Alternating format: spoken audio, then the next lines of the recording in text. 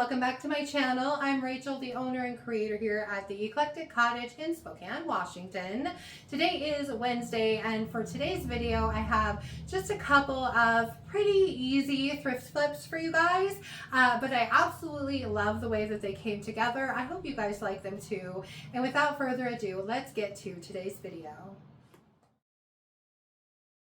While I was searching through my stash to find inspiration for today's video, I ran across these two roosters that I've had for a while now that were tucked in the back of a shelf that I had completely forgotten I even had. Now, the funny thing is, I had recently sold the last of my chickens that I had on display here in the cottage, so I have been on the lookout for them when I've been on my junk runs with no luck. So it was very nice to find these two guys hidden on my shelf in my stash. I decided they both needed a makeover and I wanted to give them kind of a farmhouse feel. So I picked out a couple of my favorite neutrals and I'm going in with the darkest color on the bigger rooster. This is Weathered Wood by DIY. It's kind of a dark grayish brown. And for the smaller little rooster, I chose Faded Burlap, which is a more creamy neutral, kind of a beigey taupey color. I am pouncing or stippling the paint on each of my roosters to get more of a textured finish. And for the smaller guy, I did have to go in, as you saw just a minute ago, with a smaller brush to work the paint down into all of the detail. And I did end up going over both of my roosters with 2 coats of the paint.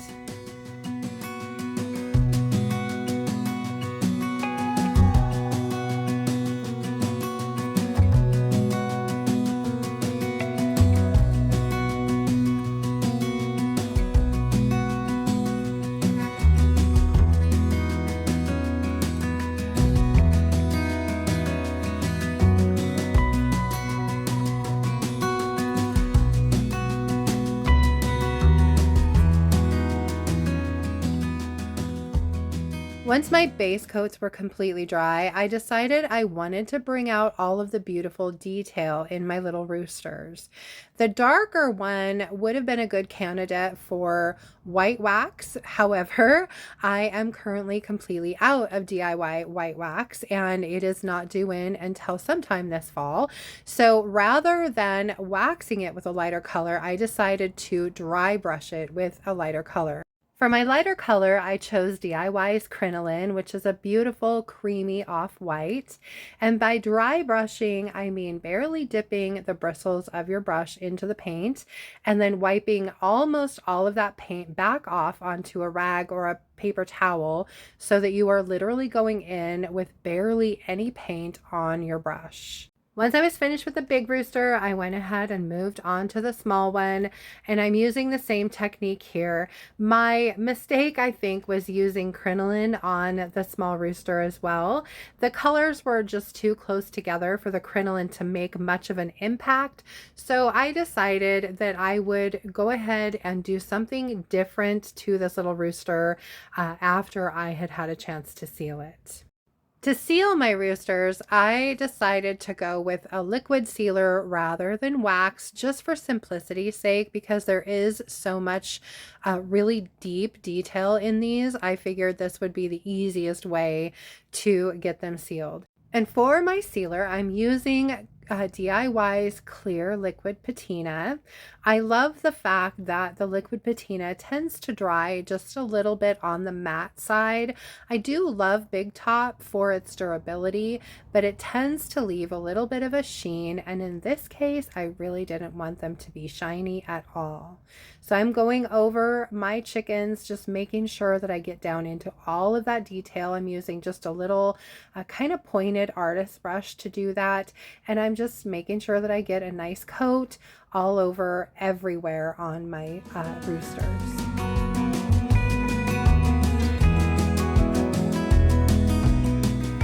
Since the dry brushing didn't have the impact that I had hoped it would on the little rooster, I decided to go in with some dark wax instead. Now, dark wax by itself tends to be a little thick, and I didn't want any goopy dark wax stuck in any of these really deep details on my rooster. So I thinned it out a little bit with some mineral spirits. And to do that, I just dip my brush into the mineral spirits. I add that to my little paper plate, and then I dab that into the dark wax and just kind of make it a mix until I'm happy with the consistency. And then I go in and paint that onto my little rooster. And since there's already a coat of liquid patina on my rooster, wiping off the excess is pretty easy. There's just a little bit of patina left behind, and the dark wax settles beautifully into all of the detail. I really, really love how this little rooster ended up coming out, even if it wasn't my original plan. In the end, I'm happy with both of them. I'm so glad I found them on my shelf, and I hope you guys like them too.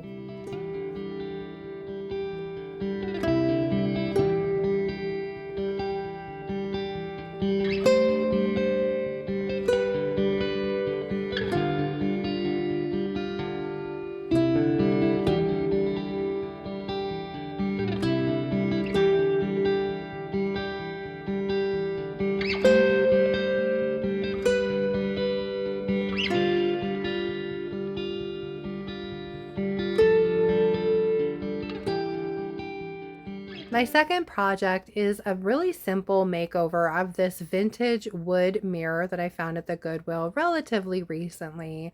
It's a great shape and size, but the wood frame has been badly dinged up over the years and desperately needed some sort of a makeover. I started by cleaning my glass a little bit and then just cleaning the frame, getting it ready for some paint.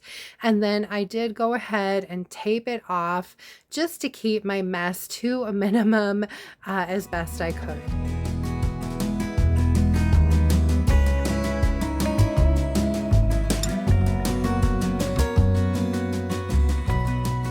For my color, I ended up choosing Sweet Pickins milk paint in the color Juniper. This is by far one of my favorite colors by Sweet Pickins. It's a beautiful kind of bluish gray. It's got a little tinge of green to it, not much. And I think it just goes absolutely beautifully with just about anything. Now, since this frame did not have a super slick finish, I thought it would be a really good candidate for trying to get some chippiness or crackling with my milk paint. So I went ahead and left the extra bond out in the hopes that I would get a more primitive, chippy farmhouse feel with this. I did go over my entire piece with 2 good coats of that Juniper paint, letting it dry really well between the first and second coat. And then once I had my second coat down, I'm going to go ahead and dry it with my hair dryer to add a little bit of heat to hopefully help initiate some chippiness or crackling.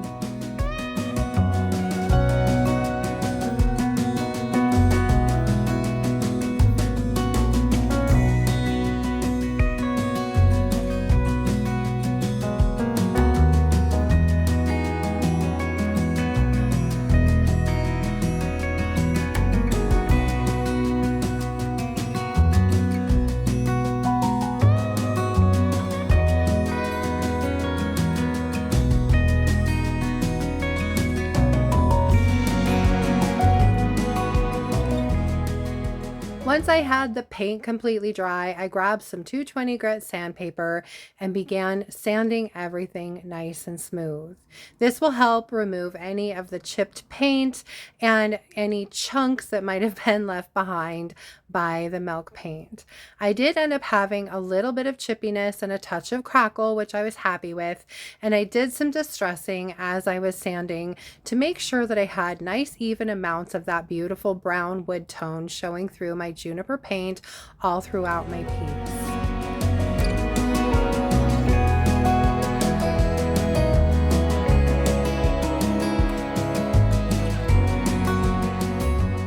Once I was finished with the sanding, I went ahead and wiped everything nice and clean with a dry shop towel and then moved on to sealing my paint. For my sealer, I'm going directly over the milk paint with DIY's dark wax. I'm not thinning the wax out at all. I am just putting it directly over the paint. I'm brushing it on in a nice even coat over the entire piece in sections. And as I finish a section, I'm wiping back the excess with a dry shop towel.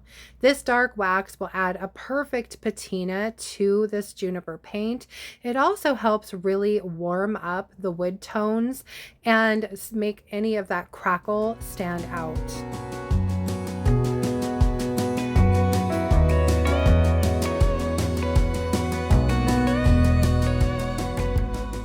Once I had finished applying my wax to the entire frame, it was time to remove my painter's tape and clean my glass.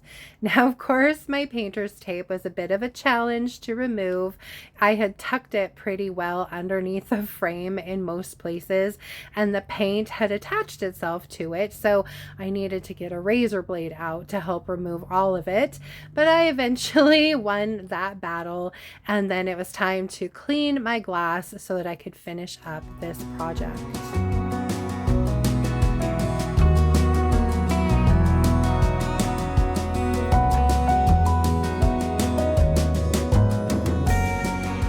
This was a pretty simple makeover, but I really love the way that this mirror turned out, and I hope you guys like it too.